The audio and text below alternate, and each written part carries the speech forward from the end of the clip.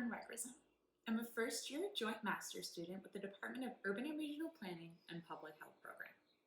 The purpose of this video is to help young people who have been recently diagnosed with diabetes and their friends and families live healthy lives. There are numerous types of diabetes, but for all of them, your body is unable to use energy from food correctly. The energy simply remains in your bloodstream and elevates your blood sugar.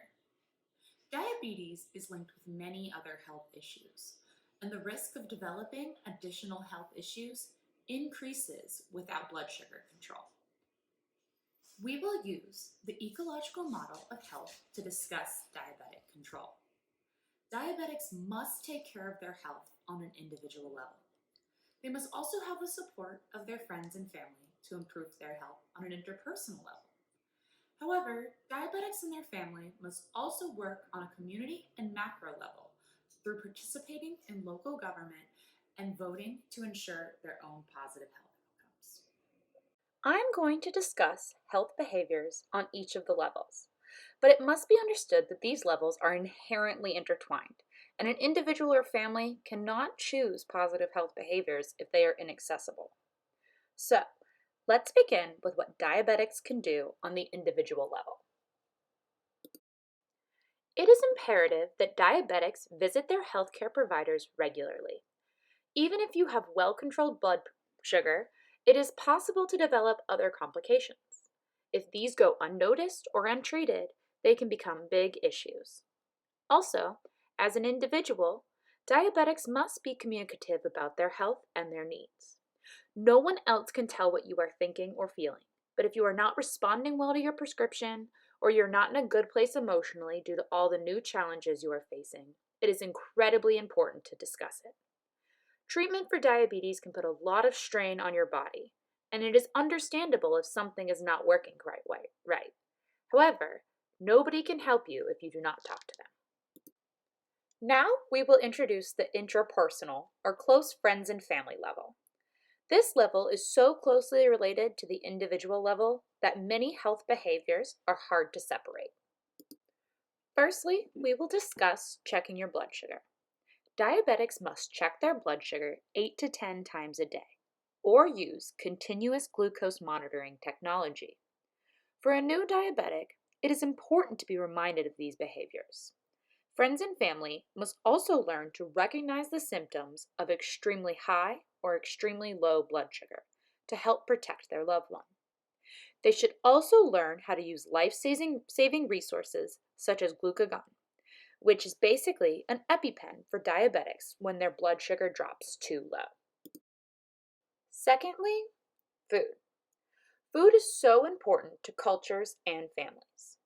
Diabetic individuals must learn how their blood sugar will respond to certain foods in order to make healthy choices. However, food, and even sugar, is not the enemy. It is simply about eating a well-balanced diet, which includes fats, carbs, proteins, and all different kinds of nutrients. Families and friends don't need to change their favorite meals or shame someone if they choose to indulge in a treat. They do, however, need to help support a shift in diet. Save the special dishes for holidays and special occasions, and for everyday meals, make food packed with veggies, fruits, and unprocessed grains. It is also important that you consume alcohol with care. Although alcohol is made from carbs, it can really mess with your blood sugar and even drop you dangerously low. These diet changes will be a great shift for everybody, not just your diabetic loved one. If healthy food is not easily accessible in your community, build a garden. This will not solve all your problems and will require some time and money. However, fresh foods can help amend your diet, and you're much more likely to enjoy vegetables if you grew them yourself and you know everything that went into them. Lastly, for this section, we will discuss exercise. Physical activity is essential for anyone trying to live a healthy lifestyle, but it is even more important for persons with diabetes. Exercise improves one's insulin sensitivity. For type 1s, this means that they will need to use less expensive insulin. For type 2s, this means that their cells are able to use more of the insulin their body is naturally making.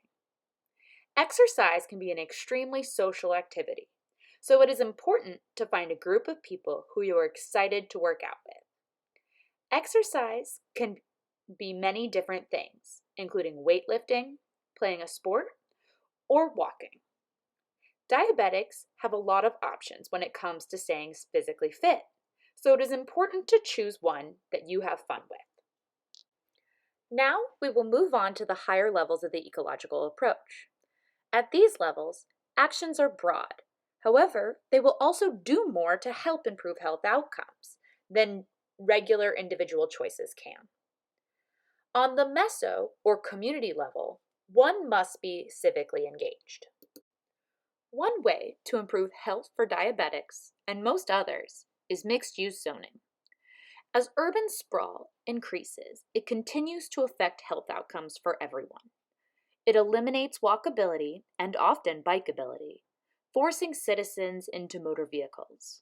And most cities don't provide public transportation to the suburbs, so people must turn to individual cars. The abundance of cars on the road spew pollution into the environment and put everybody at higher risk of traffic injuries. It has also contributed to the issue of food deserts, which are now seen in many low-income communities, and the feeling of disconnectedness that many Americans experience. With single-use zoning, it is a challenge for anyone to live a healthy lifestyle, especially someone with additional health challenges. Mixed-use zoning, on the other hand, eliminates many of the issues that urban sprawl creates. Mixed use is a style of development where residential, commercial, and recreational uses are all intertwined, appearing on the same block or even in the same building. This puts people closer to the services they need every day, including good food and healthcare. Mixed-use development is often pedestrian-oriented, focusing on walkability and bikeability. It even forces cars behind the scenes. This type of development also limits the amount of land used and leaves more space for local farms and community gardens. For a diabetic, this type of community can empower them to exercise, eat better, and build a close-knit support system that can help them through tough times. Finally, we will discuss the macro level. Everybody's health is affected by the environment and culture. It's not possible to change things on a macro level as an individual. However, if many people work together, things can change. In order to stay healthy, diabetics must take multiple different drugs. Type 1s must use insulin every day, and type 2s can use multiple different pharmaceuticals, including insulin. As with many other pharmaceuticals, for-profit companies have seen insulin as a cash cow. As you can see in this graph, the price of Humalog, a type of insulin produced by pharma giant Eli Lilly, has increased almost exponentially, making insulin expensive for those with insurance and completely unaffordable for those without. This has led to desperate individuals rationing their drugs. Diabetics and their families must vote for politicians and policies that protect their access to insulin and other pharmaceuticals. It is also necessary for diabetics to educate their peers about what they need to be healthy in order to change the culture around health and diabetes. Thank you so much for watching this video. I hope you now have a better understanding of what it takes to live a healthy lifestyle as someone with diabetes. I would like to thank my favorite diabetic for teaching me so much over the years about what it takes to live a healthy life with diabetes, and also for helping me film some of these silly clips.